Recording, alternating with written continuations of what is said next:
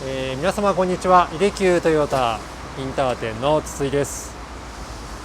今市川さんが作業しているのはトヨタランドクルーザー200の、タイヤの組み替え作業です。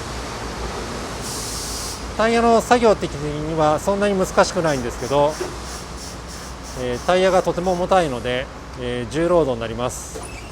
こういう重労働の作業は市川さんが特に大好きなので皆様大きいタイヤは、ぜひ市川さんがいる時にたくさん持ってきてください。頑張ります。それでは大きいタイヤのお客様お待ちしてます。しております。